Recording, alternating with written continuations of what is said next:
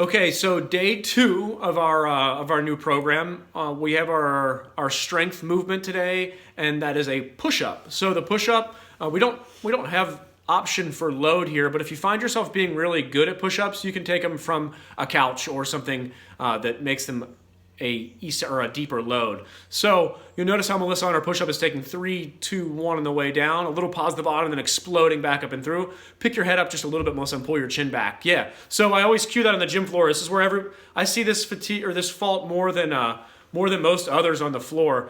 Pause at the bottom of this one, Melissa, and then pull your chin back even more. Yeah. So you'll notice it's really hard to line that bad boy up. So we're going 8 push-ups with a 3-2-1, 3-2-1, and then a 1. So we'll call that a 3-2 or a 3-3-1 tempo.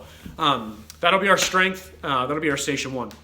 Station 2 is an overhead press. So you can do this with a towel again, or with a weight. And so first we'll demonstrate with a towel. Yeah, you'll notice how Melissa's, I believe that's her right arm. I'm backwards. Her right arm is up by her chest as if we had a kettlebell or a dumbbell ready to press overhead. But her opposite arm is the resistance. It's pulling her pressing arm down the whole time as she pulls across her body. Again, we're getting a much different resistance with this because it's pulling through your core, and it's a bunch of lateral musculature that we don't normally get when we're using just straight up and down load.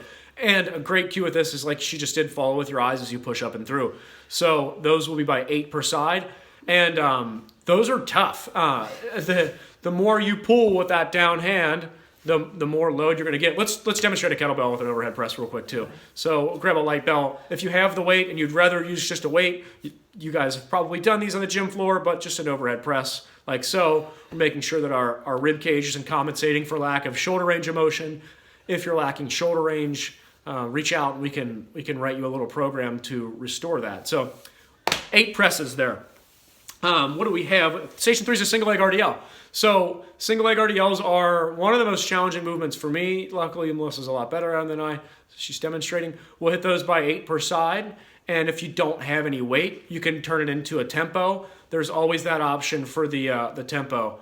You'll notice how her back foot is coming up and matching her torso angle. That's really important. If the torso lets go and the back foot lets go, that means everything's just turned off and you're kind of just falling. And we're not trying to fall. We're trying to control this range. So with or without weight there. And so that's your station 2. So Melissa and I haven't talked about the conditioning, but we're going to do it. So we're either going to do kettlebell swings or hinge jumps. So we're trying to get the hamstring glute drive out of this. So the kettlebell swing, most of us have done on the gym floor. It's just a big drive from the hips. We're driving the weight through. And then you'll notice how tight she keeps it to her groin as she goes back. And that's beautiful. A little side profile. So the hips are actually beating the weight up. They're what's generating the movement. If you find yourself using your arms here, you're not doing it optimally. The drive is coming from the hips. If you do not have load, we can get as much with just a hinge jump.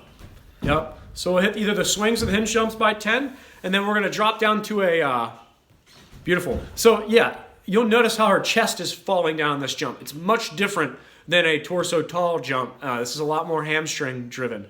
Our secondary movement for conditioning is a box plank. So we did these in the last phase as well. We're gonna go forward and reverse on this. So we'll elevate the knees, pick the butt up a little bit, extend. We'll go 1, 2 forward, 1, 2 reverse by 5.